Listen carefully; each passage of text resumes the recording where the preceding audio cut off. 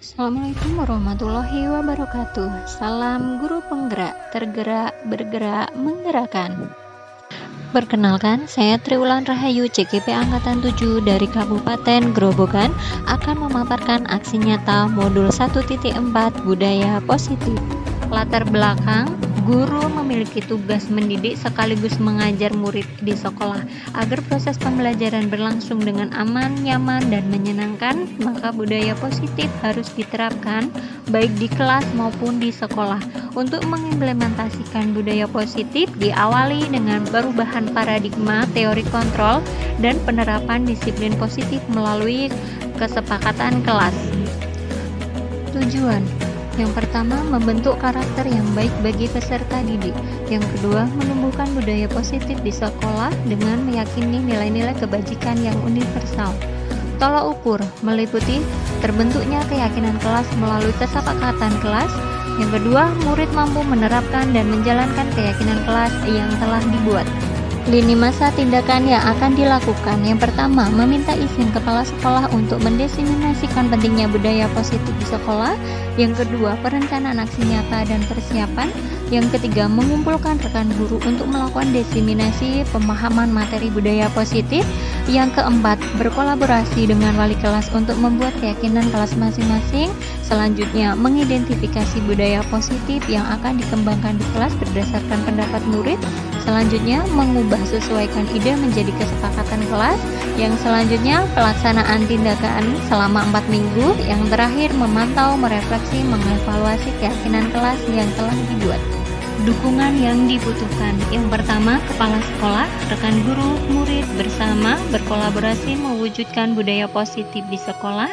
Yang kedua, sarana dan prasarana untuk menumbuhkan budaya positif di sekolah.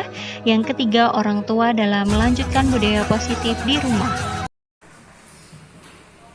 Assalamualaikum warahmatullahi wabarakatuh.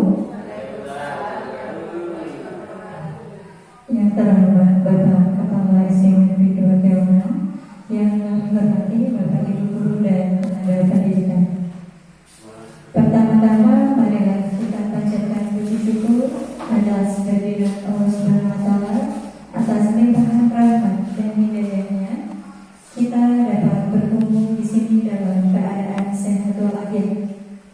Bapak Ibu yang saya hormati, di sini izinkan saya untuk mendiseminasikan budaya positif. Ini adalah salah satu tugas aksi nyata dari pendidikan guru penggerak angkatan 7. Ada ya?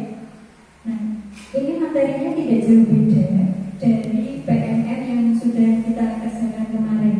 Budaya positif. Oke, kita langsung ke materi nih Bapak Ibu ya. Kita next. Di sini kita akan mempelajari 6 materi. Untuk yang pertama adalah disiplin positif dan nilai-nilai kebajikan. Yang kedua, teori motivasi, hukuman, penghargaan, dan restitusi. Yang ketiga adalah keyakinan kelas.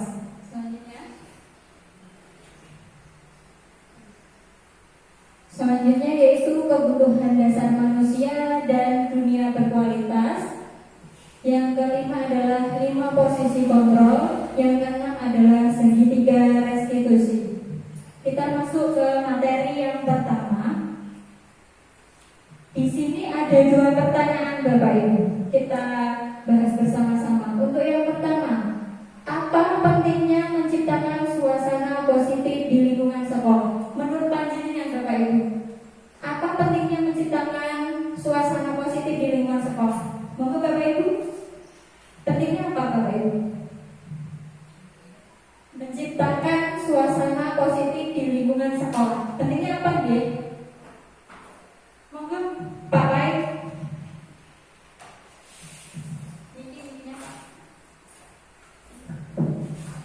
Untuk menciptakan suasana lingkungan sekolah menjadi damai, tenang, tidak ada suasana yang saling menjatuhkan, itu kira-kira gitu. Bagus sekali ya. Ya, tepat sekali jawabannya Pak Baik. Nah, untuk menciptakan suasana yang damai, aman, nyaman, terutama untuk murid seorang pendidik, bagaimana Bapak Ibu dapat menciptakan suasana positif di lingkungan Bapak selama ini, Bapak Ibu? Monggo untuk menciptakan suasana yang aman nyaman tadi untuk kita semua, untuk murid, untuk Bapak Ibu guru. Nah, bagaimana caranya Bapak Ibu? Monggo, Pak Ugo atau Pak Pain lagi, monggo, bagaimana caranya untuk menciptakan suasana yang nyaman?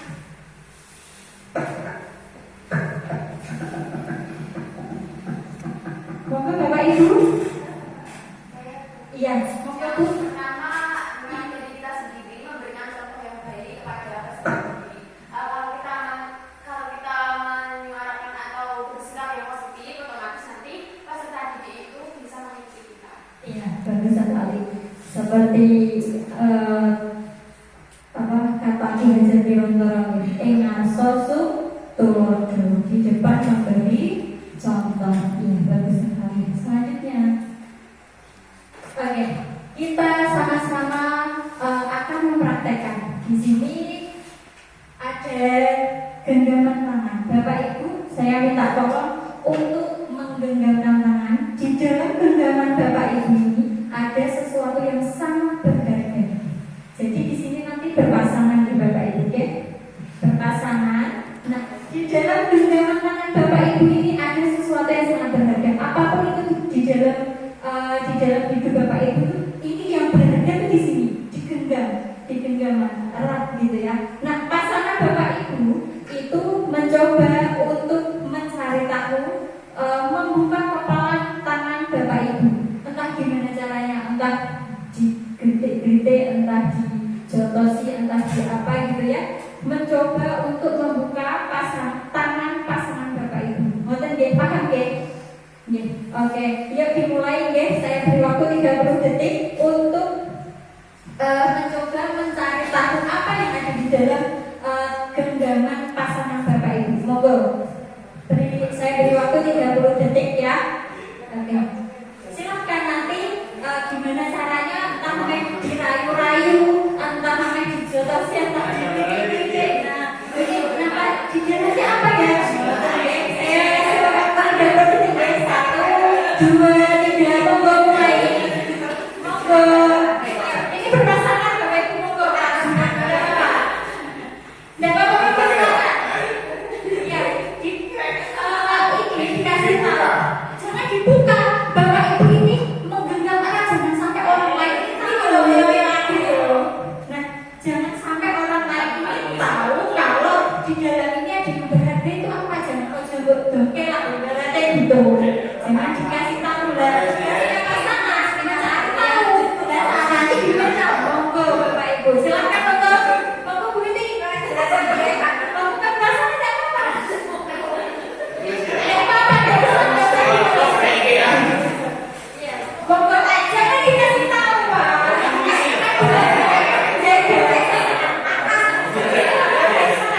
Monggo langsung sama Kakak.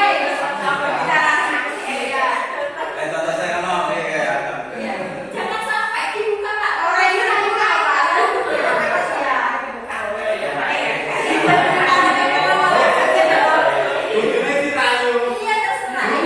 Iya terserah. Bebas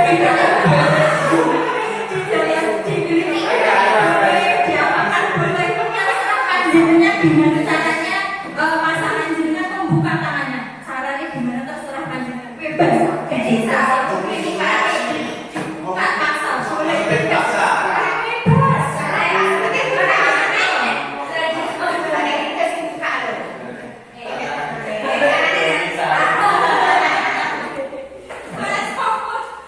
Bebas. Oke. Sudah?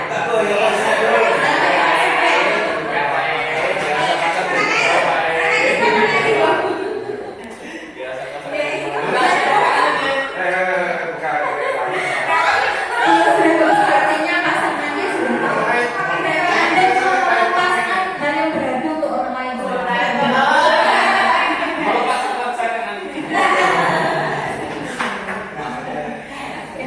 Oke, waktu habis ya. Oke, sudah Bapak Ibu? Sudah. Ada yang dibuka Bapak Ibu? Nggak ada. Ada yang tetap menggenggam Bapak Ibu? Iya.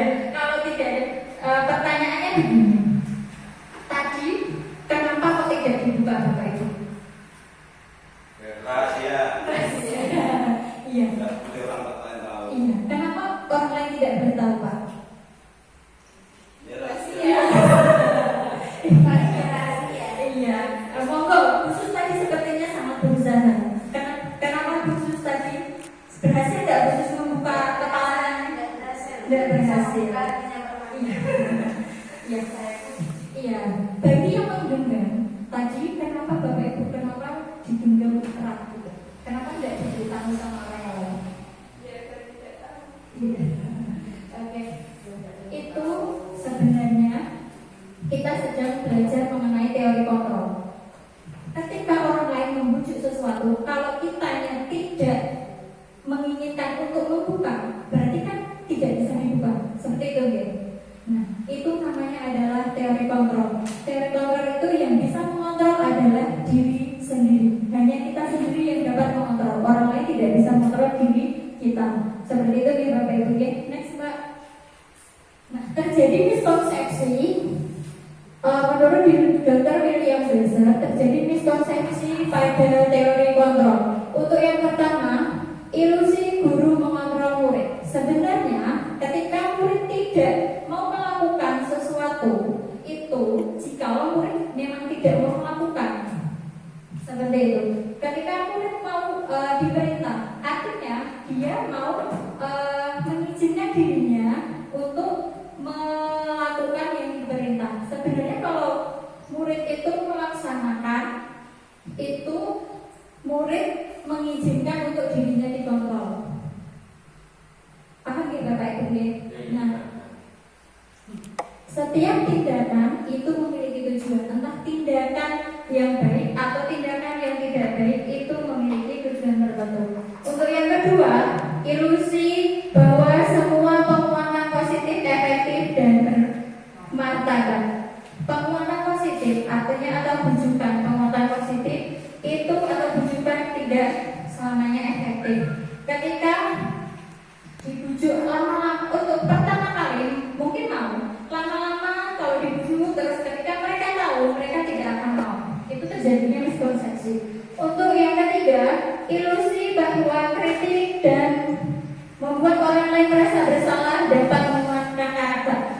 Ketika orang dikritik, ketika orang merasa bersalah, itu kamu kok gini gitu terus, itu jatuhnya nanti kepribadiannya gagal karena sering dikritik seperti itu. Untuk yang keempat, ilusi bahwa orang dewasa memiliki hak untuk memaksa, padahal tidak. Anak itu juga memiliki hak untuk merdeka. Seperti itu Bapak Ibu. Next. Siapa sesungguhnya yang memiliki apa itu? Kontrol. Nah, menurut teori stimulus respon dan teori kontrol di sini ada perbedaan. Untuk stimulus respon, kebutuhan kita itu sama. Setiap orang itu kebutuhannya sama. Kalau teori kontrol, kebutuhan kita berbeda. Selanjutnya, semua orang memiliki hal yang sama. Kalau teori kontrol, setiap orang memiliki gambaran yang berbeda. Ibaratnya, kalau dari sini ini angka 6, kalau dari sini kan angka 9. Kalau teori stimulus respon, ini angka 6 seperti itu.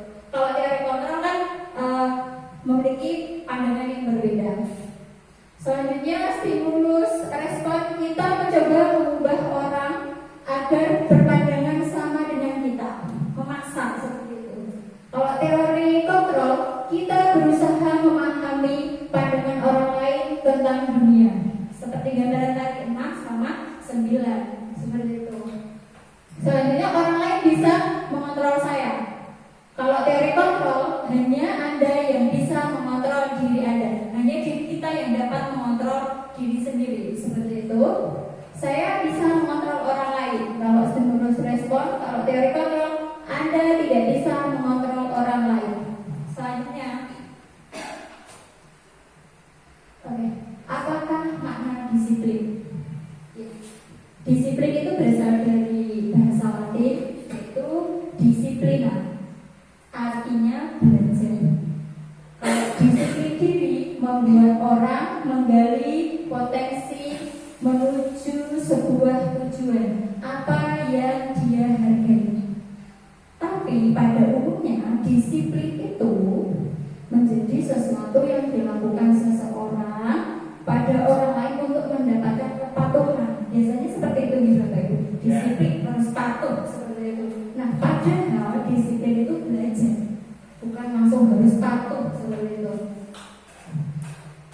Kecenderungan umum adalah menghubungkan kata disiplin dengan ketidaknyamanan, bukan dengan apa yang kita hargai atau pencapaian suatu tujuan mulia. Nah, ini terjadi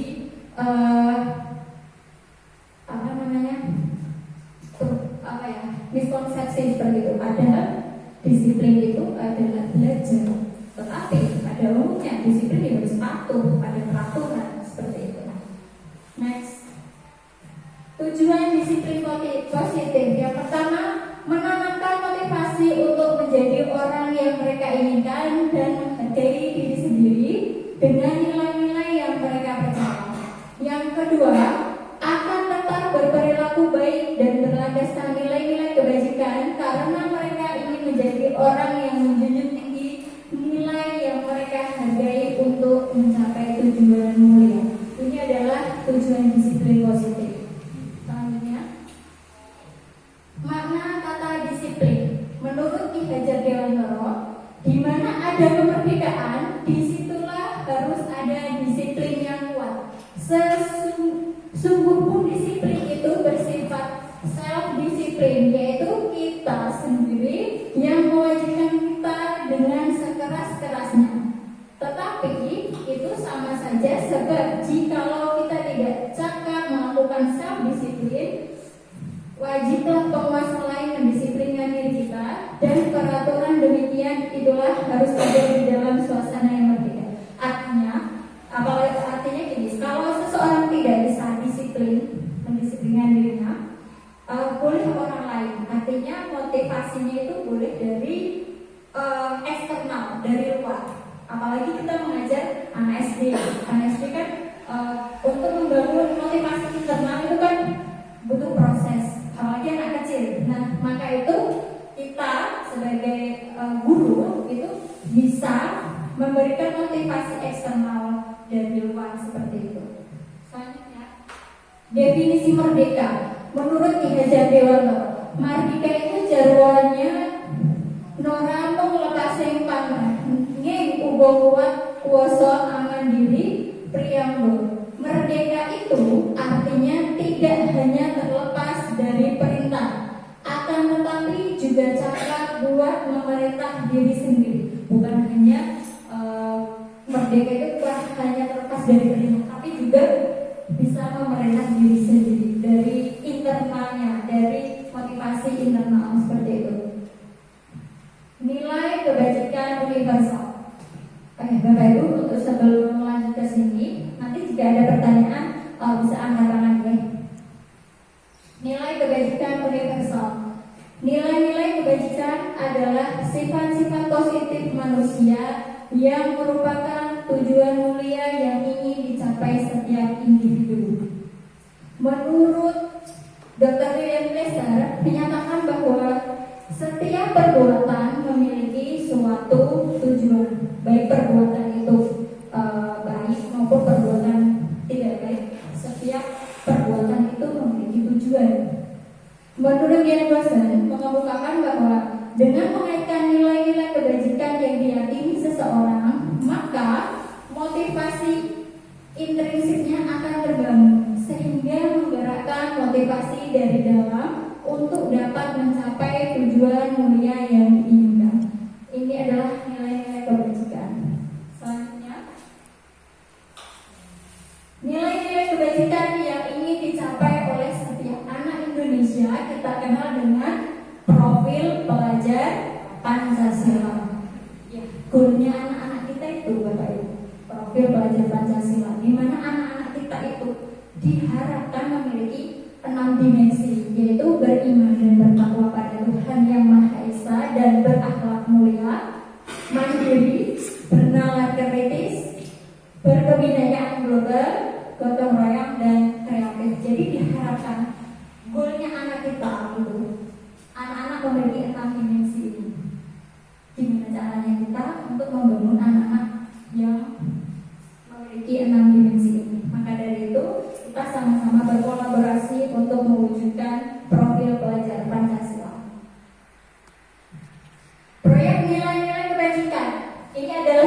contoh-contoh nilai kebajikan Bapak Ibu: peduli, kebersihan, kesantunan, kreatif, dermawan, harga diri, integritas, keteguhan hati, percaya diri, tanggung rasa, gotong royong. Ini adalah contoh-contoh dari nilai kebajikan. Oke, kita diskusikan bersama lagi. Apa saja nilai-nilai kebajikan di sekolah kita selama ini, Bapak Ibu? Nilai-nilai kebajikan sekolah kita apa nih, Bapak Ibu? Kejujuran. Apa lagi, Bapak Ibu? Kedisiplinan. Tunggu, apa lagi? Sopan. Apa lagi yang ada di sekolah kita? Apakah perlu dirubah atau ditambahi atau bagaimana? Gotong royong, kita Jumat bersih biasanya ya. Apa lagi? Perlu ditambahin kan?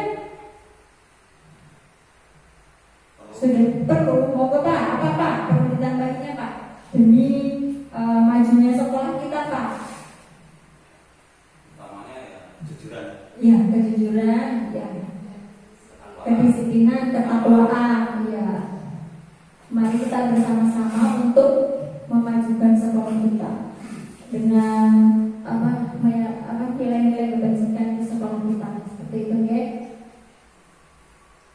Materi yang kedua, teori motivasi, hukuman, penghargaan, dan restitusi. Teori motivasi perilaku manusia. Motivasi itu tadi ada dua ya, motivasi eksternal dan internal. Motivasi eksternal itu dari luar, kalau motivasi internal dari dalam dirinya. Setiap perilaku tadi itu memiliki tujuan. Tadi Bapak Ibu begitu ya, setiap perilaku memiliki tujuan. Nah, untuk apa? Yang pertama, untuk menghindari ketidaknyamanan atau hukuman. Contohnya, apa yang akan terjadi apabila saya tidak melakukannya?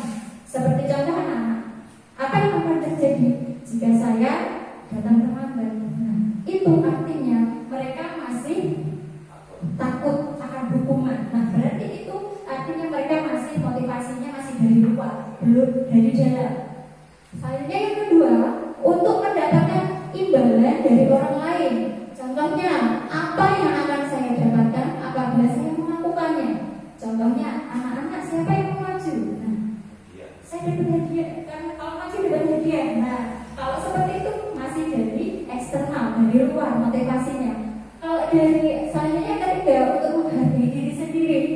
Saya akan menjadi orang yang seperti apa bila saya melakukannya. Ketika saya mau maju di dalam kelas murid-murid ya, murid-murid mau maju mengerjakan di depan, apa yang akan terjadi jika saya mau maju? Oh, saya menjadi pemberani, saya menjadi orang yang percaya diri. Nah, itu adalah contoh motivasi internal, bukan dari dorongan dari luar. Seperti itu. Nah, tujuan kita itu adalah membentuk motivasi internal pada anak-anak didik kita. Seperti itu. Mari kita pikirkan bersama Bapak Ibu. Pernahkah Bapak Ibu bersedia dalam sebuah situasi di mana Bapak Ibu sengaja melakukan sesuatu yang menyakitkan bagi Bapak Ibu, bahkan bertabrakan dengan penghargaan dari orang lain? Mengapa Bapak Ibu melakukannya? Pernah tidak Bapak Ibu melakukan sesuatu tapi bertentangan dengan diri Bapak Ibu? Pernah tidak? Pernah. Dalam hal apa itu Pak? Tugas negara. Nah, itu berarti artinya berarti motivasinya itu bukan dari dalam diri Bapak Ibu, berarti masih dalam luar. Kalau saya tidak melakukannya, pasti kan nanti misalkan, oh ya saya dipanggil, dipotong gajinya, itu kan motivasinya masih dari keluar nih Bapak Ibu. Oke, selanjutnya dihukum oleh penghargaan, bahwa penghargaan berlaku sama dengan hukuman, dalam arti meminta atau membujuk seseorang melakukan sesuatu untuk memenuhi suatu tujuan tertentu dari orang yang meminta atau membujuk. Dorongannya eksternal dan ada faktor ketergantungan, beberapa dampak dari pemberian penghargaan. Nah, sebenarnya penghargaan ini sama dengan hukuman. Jadi ketika Bapak Ibu memberikan penghargaan, itu sama saja menghukum anak-anak. Seperti itu. Selanjutnya, saat kita berulang kali menjanjikan hadiah kepada anak-anak agar berperilaku tanggung jawab, atau kepada seseorang murid agar mempelajari sesuatu yang baru, atau kepada seseorang karyawan agar melakukan pekerjaan yang berkualitas, kita sedang berasumsi mereka tidak dapat melakukannya atau mereka tidak akan memilih untuk melakukannya. Kalau kita memberikan hadiah, kita sudah berasumsi dulu bahwa mereka itu tidak bisa melakukannya atau mereka itu tidak mau melakukannya, seperti itu. Menurut Alkitab, yang pertama, penghargaan maupun hukuman adalah cara-cara mengontrol perilaku seseorang yang menghancurkan potensi untuk pembelajaran yang sesungguhnya. Yang kedua, tindakan belajar itu sendiri adalah penghargaan sesungguhnya. Yang ketiga, tindakan memberi penghargaan nilainya sama dengan menghukum seseorang. Jadi dicatatkan agar bisa menghindari yang namanya penghargaan untuk anak. Jadi proses belajarnya itu juga sudah termasuk penghargaan. Next. Di sini efek dari penghargaan ya. Yang pertama, pengaruh jangka pendek dan jangka panjang. Ketika dilakukan jangka pendek sekali saja, itu tidak apa-apa. Tetapi kalau jangka panjang, lama-kelamaan mereka itu akan ketergantungan. Jadi ketika ketergantungan, ketika tidak mendapatkan hadiah, anak-anak itu juga males lah, nggak dapat hadiah, malah tidak melaksanakan tugasnya, seperti itu. Yang kedua, penghargaan tidak efektif. Jadi ketika tidak ada penghargaan, mereka melentur di kelas. Jadi tidak semangat, pembelajarannya menjadi tidak efektif. Yang ketiga, penghargaan merusak hubungan. Artinya, ketika ada anak ini mendapatkan nilai 100 dikasih hadiah, anak yang mendapatkan 95 nanti akan jadi iri. Nah, ketika iri, maka hubungannya mereka pertemanannya juga akan rusak. Yang keempat, penghargaan mengurangi ketepatan. Jadi biar cepat dan dipukul, oke, siapa yang paling cepat dapat hadiah, seperti itu. Kalau cepat-cepatan, kalau cepat-cepatan nanti kan tidak teliti, mengurangi ketepatan. Selanjutnya, penghargaan menurunkan kualitas pembelajaran juga akan menurun ketika penghargaan sudah tidak dilaksanakan. Penghargaan mematikan kreativitas dan penghargaan itu menghukum. Jadi ketika tidak diberi hadiah, anak-anak itu merasa yang mendapatkan nilai 100 dapat hadiah, yang tidak 100 tidak dapat hadiah. Yang anak mendapatkan nilai 90 itu akan merasa dirinya itu dihukum. Saya kok tidak dapat 100 ya, merasa dirinya itu kayak merasa bersalah, seperti itu. Selanjutnya, motivasi dari dalam. Selanjutnya, bentuk program kebajikan, apresiasi. Selain daripada penghargaan, bisa berapresiasi. Dalam memberikan apresiasi atau pengakuan perlu diingat beberapa hal. Yang pertama, beri dukungan secara khusus. Yang kedua, beri pengakuan secara pribadi. Yang ketiga, beri pengakuan kepada semua murid secara bergantian. Yang keempat, beri pengakuan secara konsisten terus-menerus. Selanjutnya, fokus pada proses bukan hasil. Kalau penghargaan tadi kan hasilnya nilainya 100, ingin 1, prosesnya tidak dihargai, hasilnya dihargai kalau penghargaan. Selanjutnya, nah kita isi bersama-sama Bapak Ibu. Yuk, tugas perbedaan hukuman dan konsekuensi. Menurut panjenengan ya, ini termasuk hukuman atau konsekuensi? Kita jawab bersama-sama. Yang pertama, mencatat 100 kali di dalam buku kalimat "saya tidak akan terlambat lagi" karena terlambat ke sekolah. Menurut panjenengan, hukuman apa konsekuensi? Kenapa?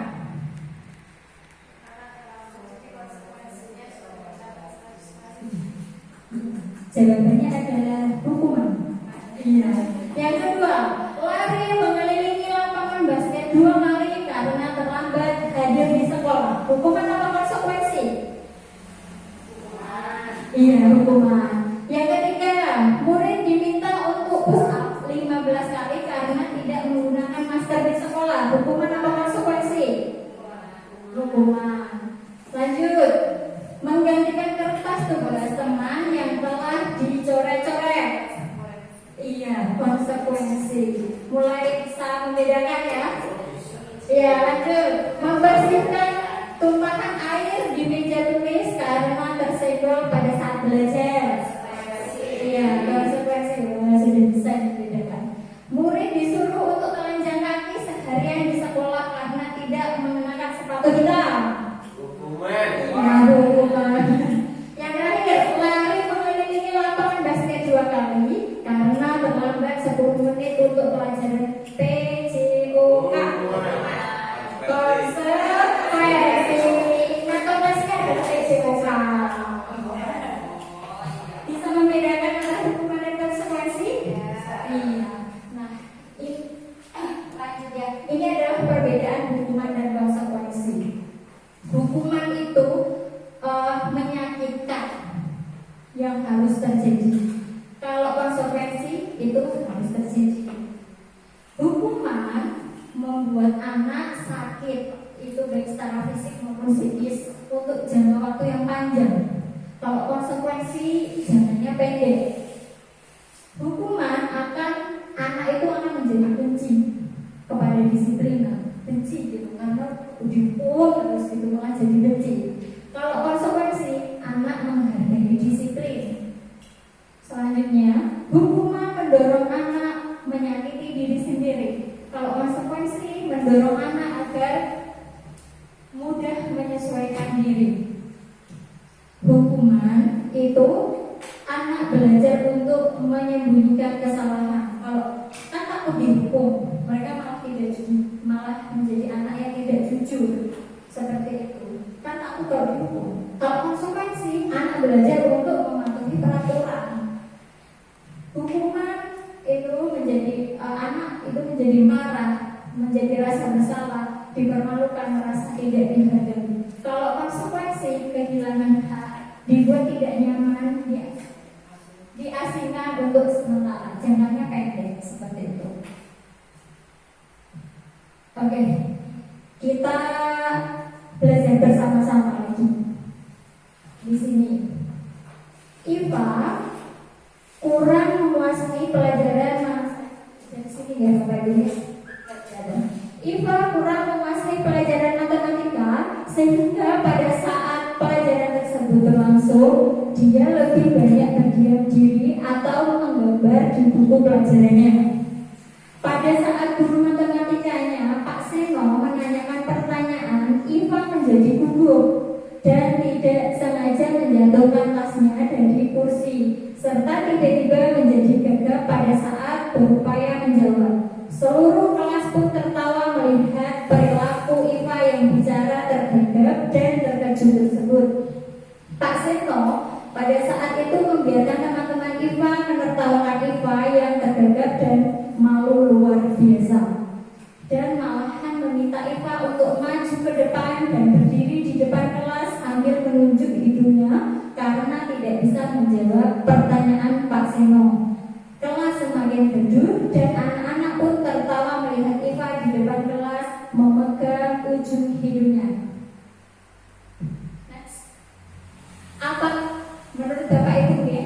Apakah Bapak Ibu setuju dengan tindakan Pak Seno terhadap IPA? Setuju tidak Bapak Ibu? Tidak. Kenapa? Karena bisa mempermalukan seorang. Iya. Merusak mental, mempermalukan anak di depan teman-temannya. Menurut panjenengan, tindakan Pak Seno terhadap IPA adalah hukuman atau konsekuensi? Hukuman. Hukuman, karena zamannya itu panjang, efeknya luar biasa. Anak bisa trauma karena dipermalukan di depan anak-anak yang lain. Seperti itu ya. Lanjut. Kita masuk ke restitusi. Apa itu restitusi? Ya, ini adalah selain daripada hukuman dan konsekuensi, ini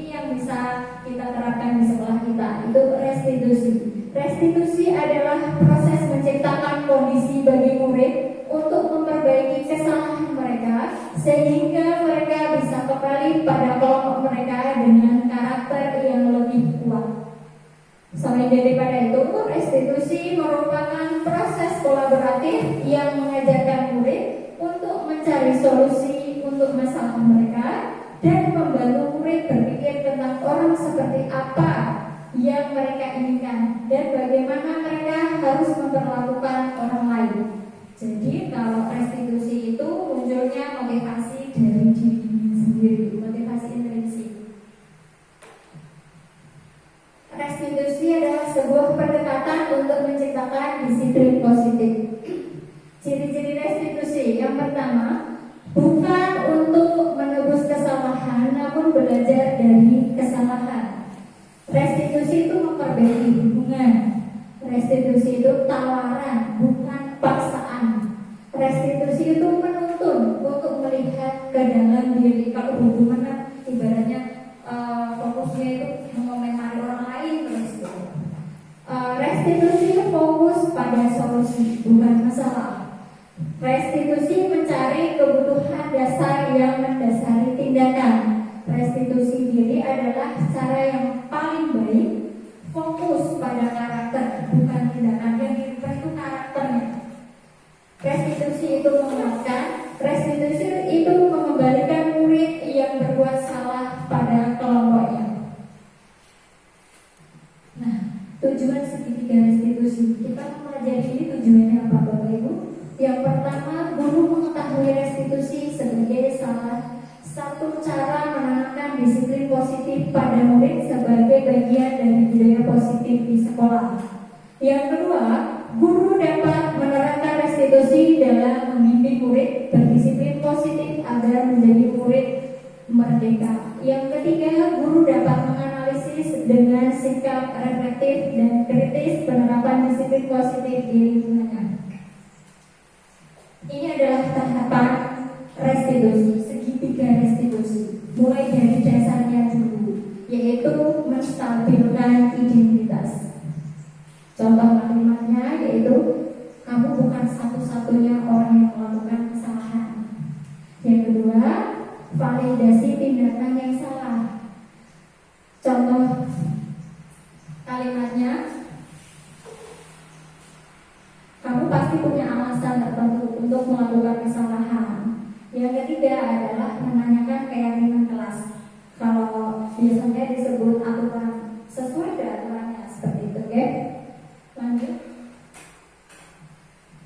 Kita simak sama-sama videonya mengenai restitusi.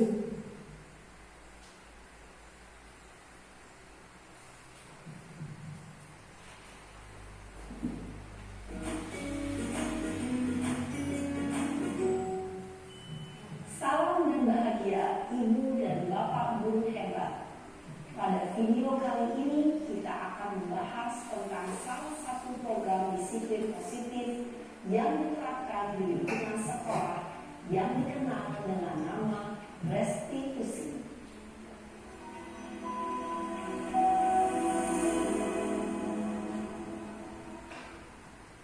Restitusi dikembangkan oleh pakar pendidikan Diane Lawson, berlandaskan pada teori kontrol Dr. William Gleason.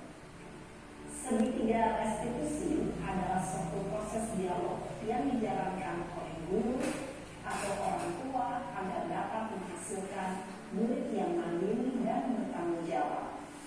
Pada saat guru di posisi manajer, aspek yang dikembangkan pada murid adalah motivasi intrinsik, sehingga penanaman nilai-nilai kebajikan dapat tumbuh dan berkembang menjadi suatu kebiasaan positif yang akhirnya membentuk karakter murid. Proses dialog ini terdiri dari 3 langkah yang digambarkan pada ketiga sisi pada segitiga restitusi. Sisi pertama adalah menstabilkan identitas.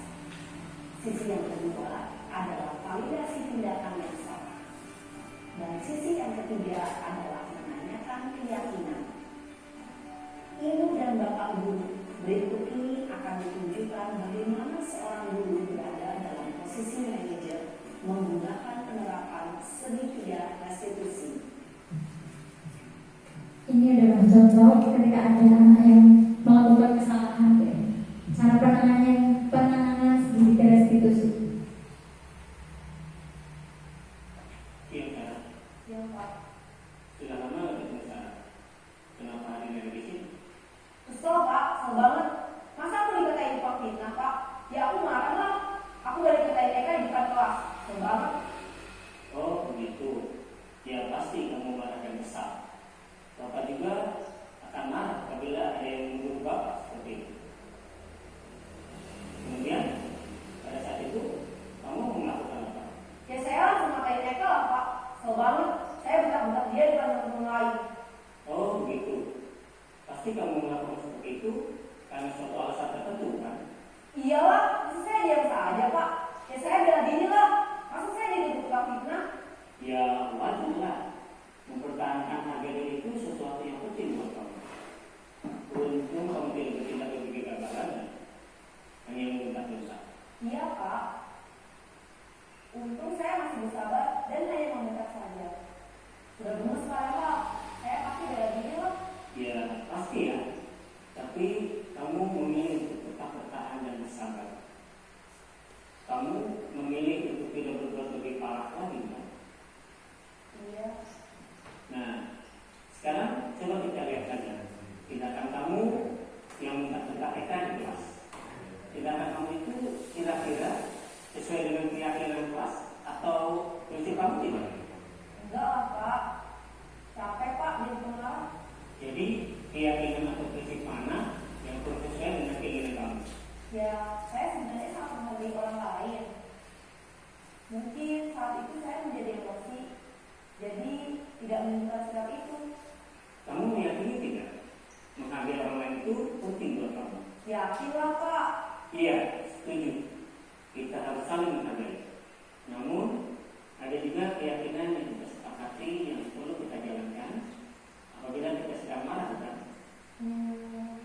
Ya, saya bisa lebih proaktif, mulai dengan diri sendiri. Saya bisa jadi lebih sabar, mengambil waktu jeda untuk berpikir mau apa selanjutnya. Kira-kira kamu bersedia memperbaiki masalah ini tidak? Bersedia Pak. Kalau kamu memperbaiki masalah ini, kamu akan menjadi orang seperti apa? Saya akan menjadi orang yang bertanggung jawab kali ya Pak. Dan senantiasa proaktif. Iya, menurut kamu bagaimana rasanya menjadi orang seperti itu? Ya nyaman lah, bangga bisa bersabar dan tahan diri. Baiklah kalau begitu. Yuk kita pikirkan bagaimana memperbaiki masalah ini.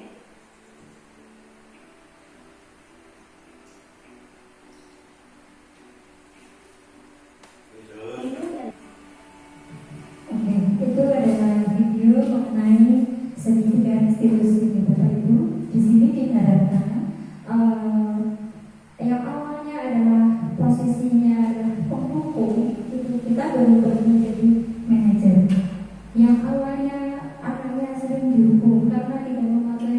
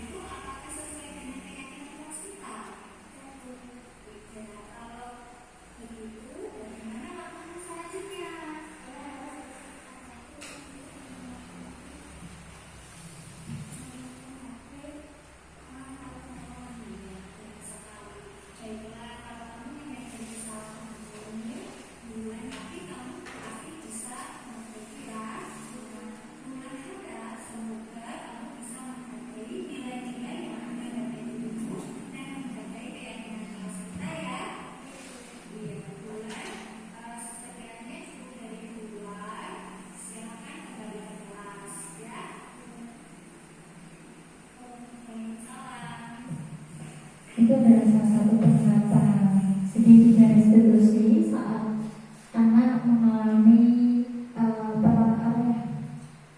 berperilaku negatif seperti itu, mulai ada yang tidur di kelas. Nah, yang pertama adalah menstabilkan likuiditas, yang kedua adalah validasi tindakan yang salah, yang ketiga adalah menanyakan keyakinannya. Perbuatannya itu sama dengan keyakinan kelas atau aturan kelas yang telah disepakati, tidak seperti itu. Paham ya Bapak Ibu ya? Saya lanjut ya. Oke, materi selanjutnya yaitu kebutuhan dasar manusia dan dunia berkualitas. Menurut Dr. William Glaser ada 5 kebutuhan manusia. Yang pertama adalah kebutuhan bertahan hidup. Yang kedua adalah kasih sayang dan rasa diterima. Yang ketiga adalah kebebasan. Yang keempat penguasaan. Yang kelima kesenangan. Berikut adalah penjelasan dari 5 kebutuhan dasar manusia.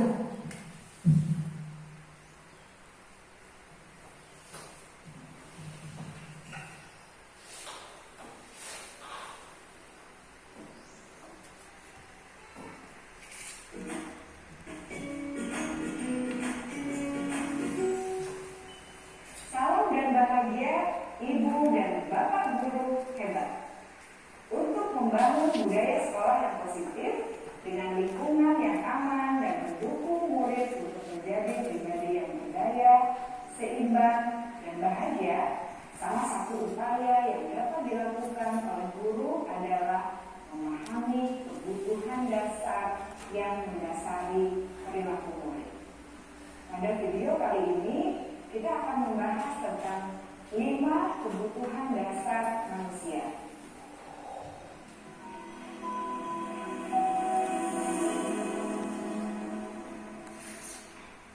Ki Hajar Dewantara dalam salah satu kutipannya menyatakan, kita ambil contoh perbandingannya dengan hidup tumbuh-tumbuhan.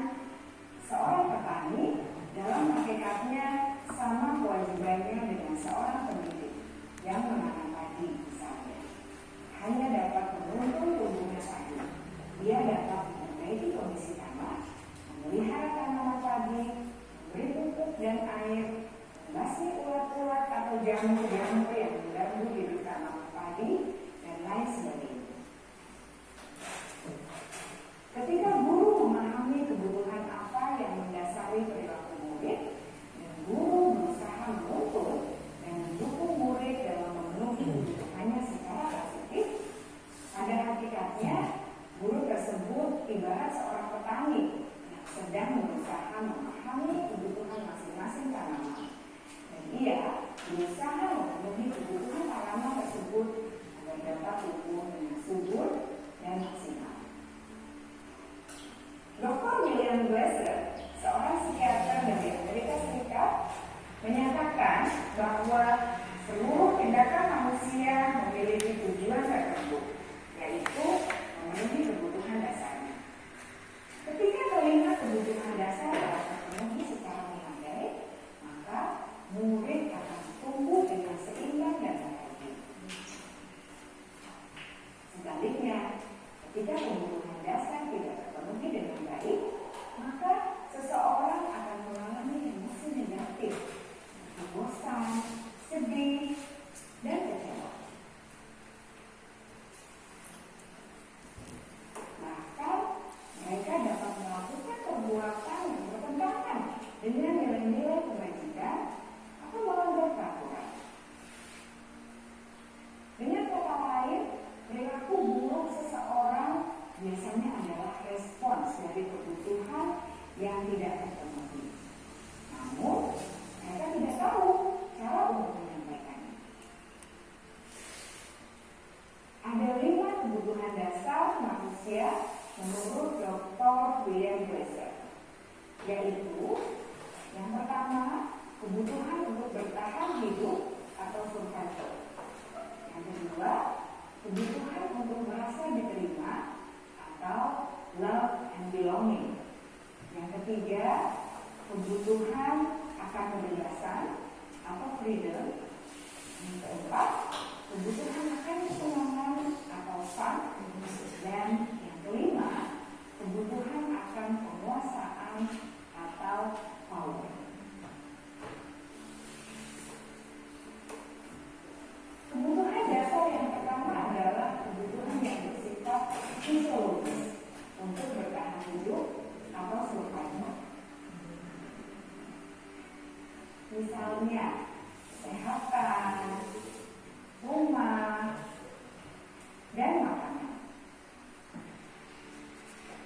Kebutuhan biologis sebagai bagian dari proses reproduksi termasuk kebutuhan untuk tetap bertahan hidup. Kebutuhan untuk merasa aman juga termasuk dalam kebutuhan ini.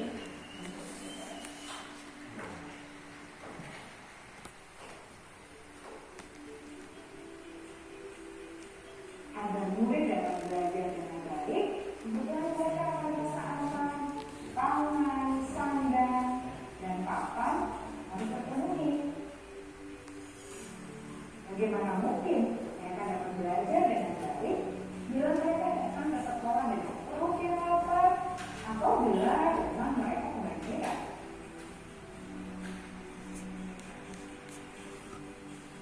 Setelah kita mengetahui kebutuhan pertama yang sebagian besar bersifat fisiologis, mari kita lihat kebutuhan kedua sampai kelima yang semuanya berhubungan dengan psikologis. Mari kita lihat kebutuhan yang kedua, yaitu kebutuhan akan perasaan diterima oleh kelompok atau komunitasnya, atau kebutuhan love and belonging. Kebutuhan ini meliputi keinginan untuk tetap terhubung dengan orang lain seperti teman, keluarga, teman kerja, dan kelompok di mana kita tergabung. Setiap murid ingin menjadi bagian dan berharga dari kelas dan juga sekolah. Mereka juga ingin diterima oleh orang lain dan orang. Bahkan murid yang terlihat paling kuat pun jauh di dasar hatinya pasti ingin merasa diterima. Sebagai guru, seharusnya kita dapat menerima murid kita apa adanya, sesuai dengan kodratnya. Karena setiap murid adalah unik.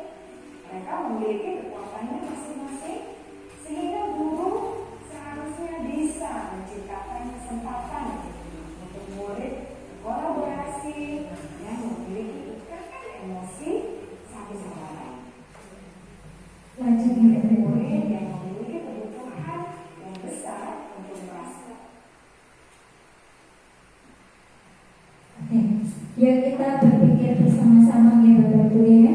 Setelah kita mempelajari 5 kebutuhan dasar, saya minta tolong untuk mengisi angket ini sesuai dengan kondisi panjenengan saat ini.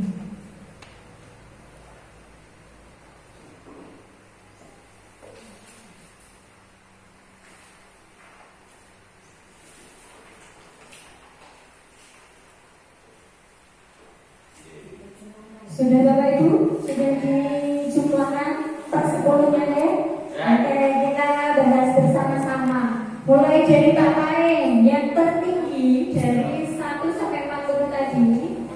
Yang tertinggi skornya berapa Pak? 38. Dari angka berapa sampai berapa Pak? Nomor berapa? Nomor 31 sampai 40. Artinya Pak Paeng saat ini membutuhkan kebutuhan akan kesenangan. Pak Paeng butuh kesenangan. Iya, seperti itu ya. Kita coba Pak Kumpul. Yang tertinggi berapa Pak skornya Pak? 32. 32. Nomor berapa Pak? 1 sampai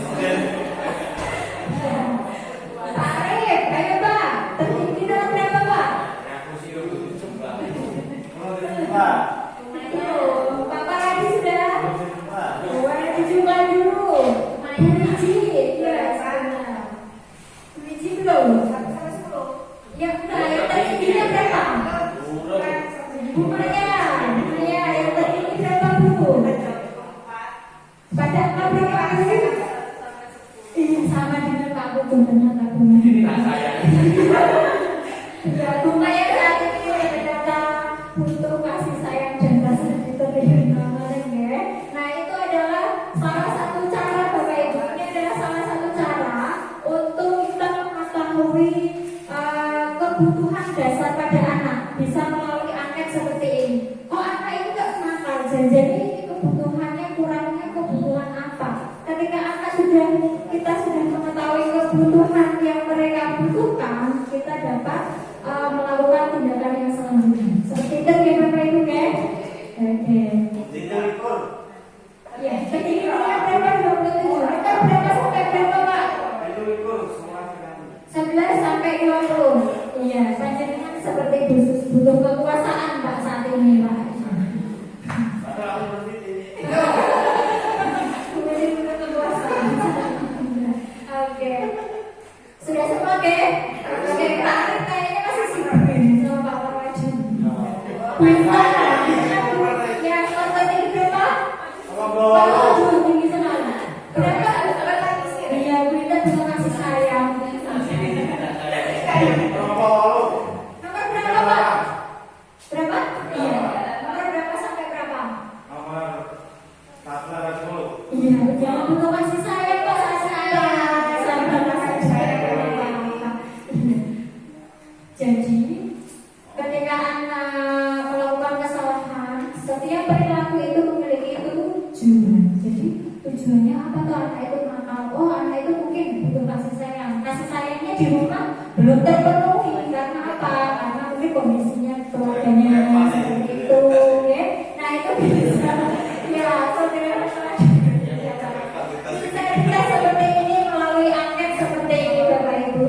Jadi bisa diberikan kepada anak untuk mengetahui kebutuhan dasar yang mereka perlukan. Seperti itu ya. Itulah kebutuhan dasar manusia. Lanjut. Sekarang kita masuk posisi kontrol. Tujuan mempelajari 5 posisi kontrol. Yang pertama, guru dapat melakukan refleksi atas disiplin yang dijalankan selama ini dan dampaknya untuk murid-muridnya. Yang kedua, guru dapat menerapkan disiplin restitusi di posisi manajer, minimal pemantau agar dapat menghasilkan murid yang bertanggung jawab, mandiri, dan merdeka. Yang ketiga, guru dapat menganalisis secara kritis, reflektif, dan terbuka atas penemuan diri yang didapatkan dari mempelajari posisi 5 kontrol. Ada 5 posisi kontrol restitusi Bapak Ibu. Ada 5. Yang pertama itu penghukum. Nah, guru itu jadi tukang hukuman gitu loh. Yang kedua, pembuat merasa bersalah. Yang ketiga, posisinya sebagai teman. Yang keempat, sebagai pemantau. Yang kelima, sebagai manajer. Nah, dari penjelasan nanti kita akan mengetahui panjenengan itu nanti pada posisi apa. Kalau di sekolah, kalau di kelas, panjenengan atau sebagai penghukum, atau sebagai pemantau anak-anak, atau sebagai teman untuk mereka, atau sebagai manajer, seperti itu ya. Yuk, lanjut. Berikut penjelasan dari 5 posisi kontrol.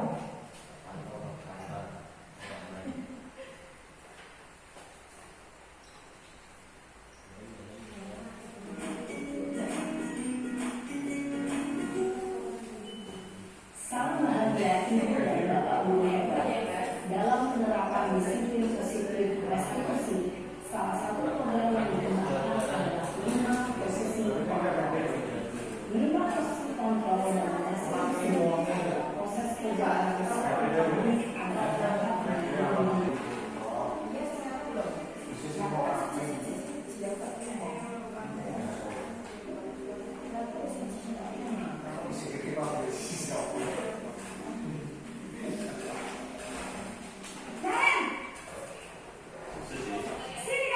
Ini bisa dilihat contoh-contoh dari posisi kontrol kita saat di sekolah.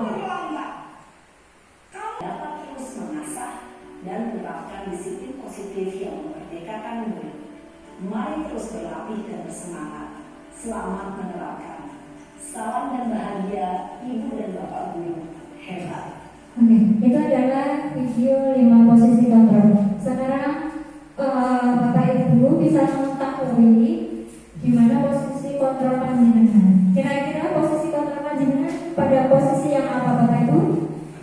manajer. Bapak sudah pada posisi manajer. Bu Maya, sekarang posisi jenengan di posisi mana Bu? Manajer juga. Coba kalau guru kelas 1 khusus yang paling sabar. Ini posisi panjenengan posisi yang apa Bu? Guru kelas 1 adalah guru yang paling sabar.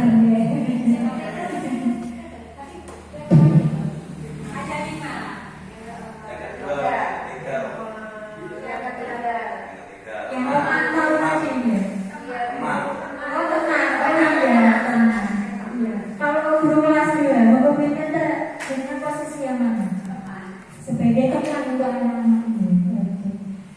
Bapak Ibu, ini ada latihan untuk mengetahui posisi kontrol diisi sesuai yang tadi pada posisi yang mana manajer atau teman atau pemantau seperti itu ya.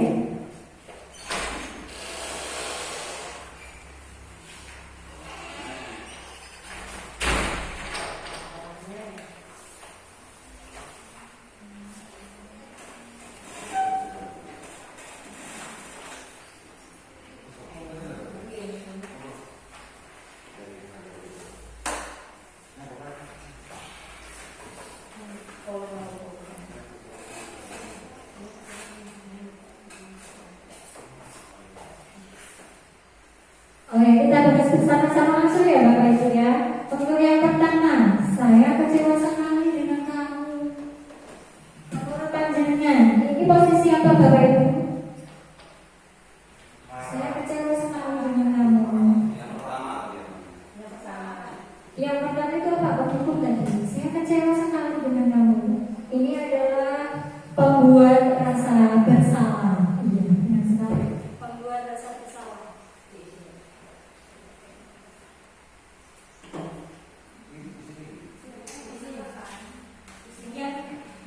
Yang kedua, menurut panjenengan posisi apa ini?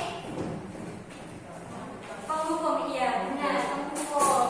Yang ketiga, ayolah lakukan dengan saya ya. Posisi apa? Ayolah lakukan dengan saya. Posisi teman. Iya. Yang selanjutnya, apakah kamu mau mendapatkan stiker bintang hari ini? Teman, iya. Lanjut, bagaimana kamu bisa menyelesaikan masalah ini? Posisi apa ini? Pemantau, iya benar, pemantau. Lanjut, kamu selalu yang pas terakhir. Kamu selalu paling terakhir. Apa? Penghukum, iya benar. Kamu tidak akan mendapatkan bintang bila kamu tidak menyelesaikan tugas ini ya. Iya, tepat sekali penghukum. Berapa kali sih saya sudah mengatakan kepada kamu? Berapa kali sih saya sudah mengatakan kepada kamu? Pemantau. Ingat bukan apa yang telah saya lakukan untuk kamu? Teman, iya. Kamu tidak akan pernah berhasil dalam kehidupan ini. Apa? Kamu tidak akan pernah berhasil dalam kehidupan ini.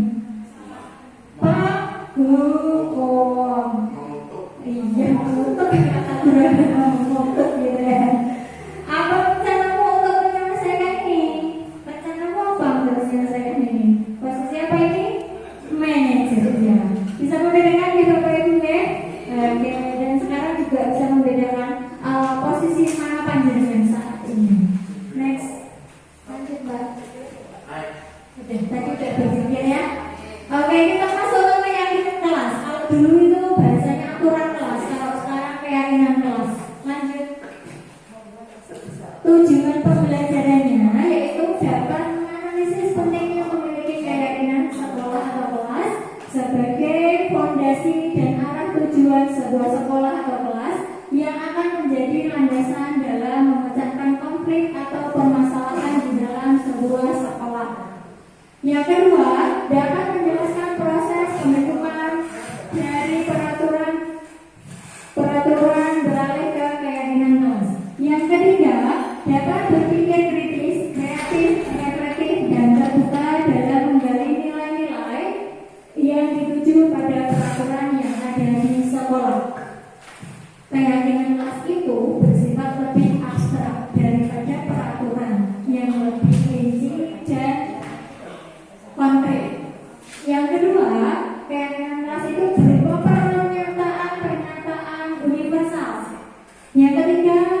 keyakinan kelas itu senantiasa dibuat dalam bentuk positif. Kalau peraturan dulu kan jangan membuang sampah sembarangan, gitu ya. Kalau keyakinan kelas beda. Soalnya hendaknya tidak terlalu banyak sehingga mudah diingat dan dipahami oleh semua warga kelas. Sebaiknya sesuatu yang dapat diterapkan di lingkungan tersebut. Semua warga kelas hendaknya ikut berkontribusi dalam pembuatan keyakinan kelas lewat kegiatan curah pendapat.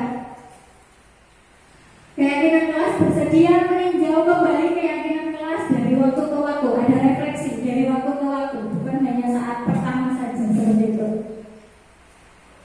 Prosedur pembentukan keyakinan kelas. Yang pertama, mempersilakan warga sekolah atau murid-murid di sekolah atau kelas untuk mencurahkan pendapat tentang peraturan yang perlu disepakati di sekolah atau di kelas.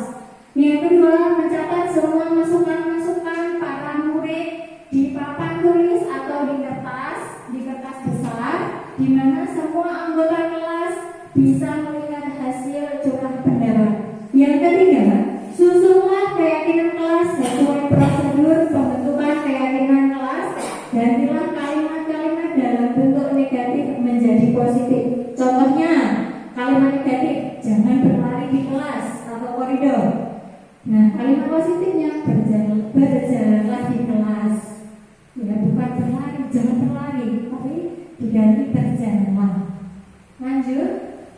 Yang keempat, tinjau kembali daftar curah pendapat yang sudah dicatat. Yang kelima, tinjau ulang keyakinan kelas secara bersama-sama.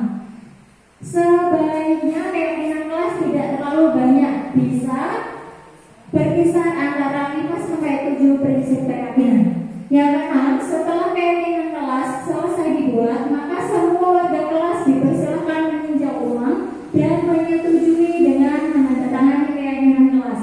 Yang ketujuh, keyakinan kelas selanjutnya bisa diletakkan di dinding kelas di tempat yang mudah dilihat semua warga kelas. Contohnya keyakinan kelas seperti ini.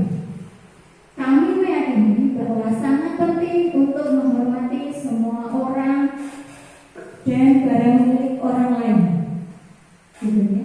Kalau dulu kan jangan seperti ini, gitu. Jangan memakai orang lain, dulu gitu. Kalau sekarang kalimatnya dirubah kalau keyakinan kelas.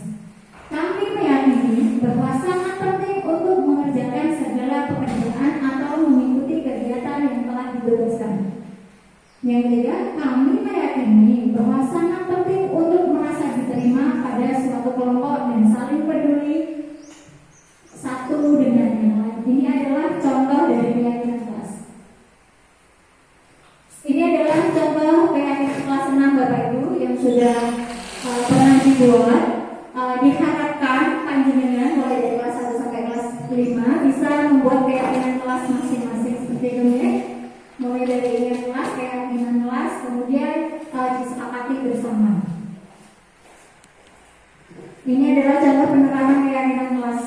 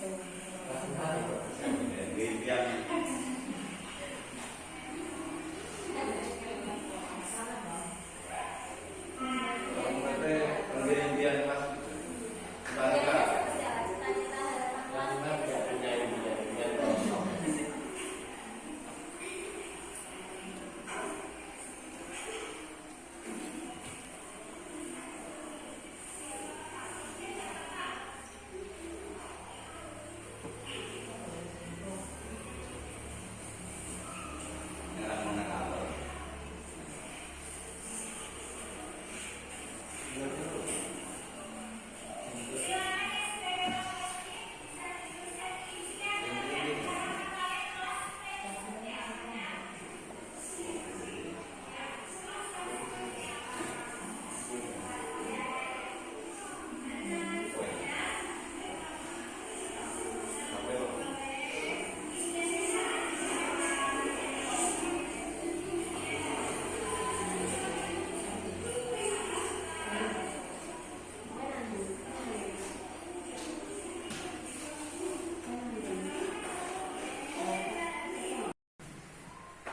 Itu adalah keyakinan contoh keyakinan kelas Bapak Ibu untuk kelas 6. Diharapkan setelah ini ada gerakan dari Bapak Ibu dari kelas 1 sampai kelas 5 untuk membuat keyakinan kelas.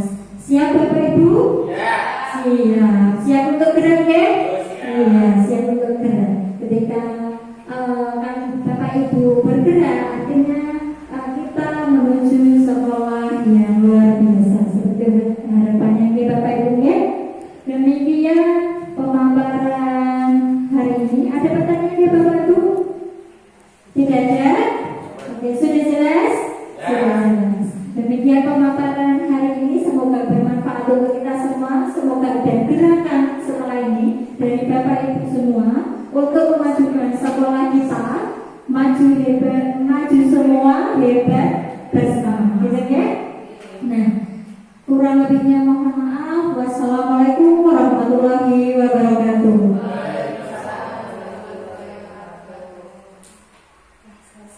Terima kasih Bapak Ibu.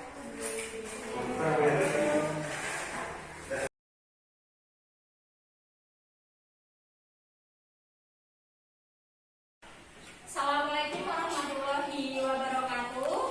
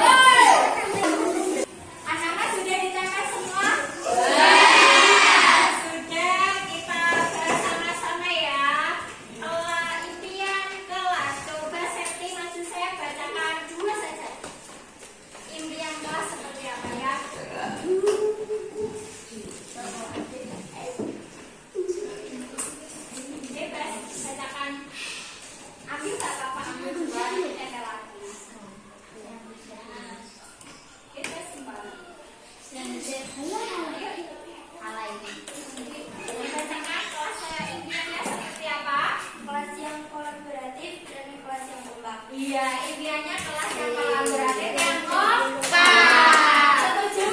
Setuju. Coba dibukain. Kelas impian kelas yang sebenarnya Kak, ambil 2i. Nah, ayo ambil. Nah, 2. Yuk, bacakan. Kelas yang indah dan kelas yang bersih. Iya, kelas yang indah dan bersih. Setuju? Setuju. Oke. Coba Faiz, ambil ini. Bebas 2.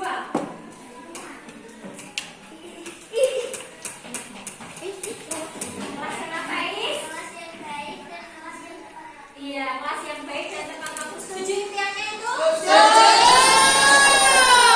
Oke, siapa lagi? Ya, Juwita. Ambil Juwita, coba Juwita. Ambil, baca, bebas.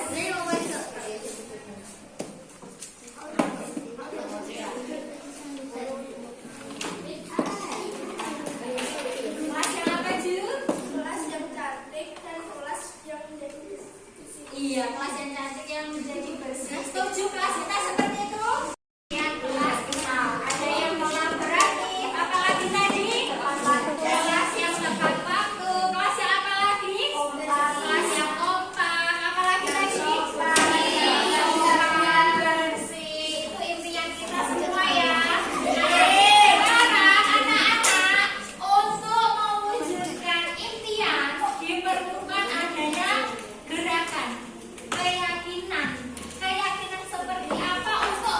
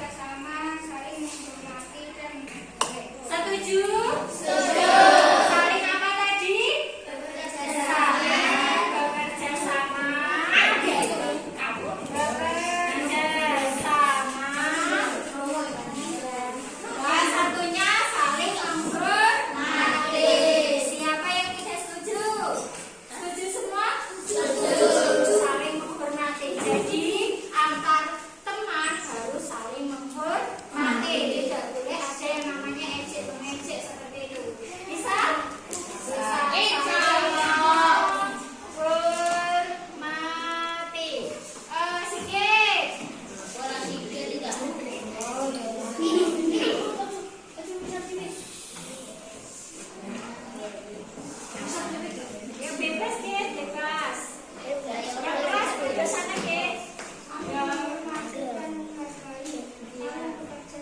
Iya, sudah ya. Sama ya.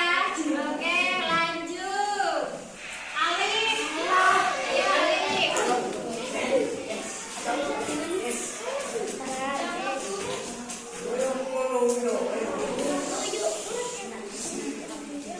Bebas, pilih yang mana bebas. Madep sana. Iya, sama ya. Anak-anak nanti kita ikutin lagi. Sampai sini keyakinan kelas kita setuju? Setuju. Itu kalian sendiri yang memilih kalimat-kalimatnya. Artinya kalian harus melaksanakan itu apa tadi? Kerjasama, menghormati, tolong menolong, berdoa sebelum dan sesudah pelajaran dan lainnya tadi ya. Itu nanti bulan ketik dan akan berulang tempel di kelas. Supaya apa? Supaya kalian selalu ingat, nek melanggar aturan kelas, berarti oh iya, saya melanggar keyakinan yang telah saya buat sendiri. Bisa melaksanakannya? Bisa. Oke, sudah beristirahat. Ya udah sekarang istirahat dulu. Wassalamualaikum warahmatullahi wabarakatuh.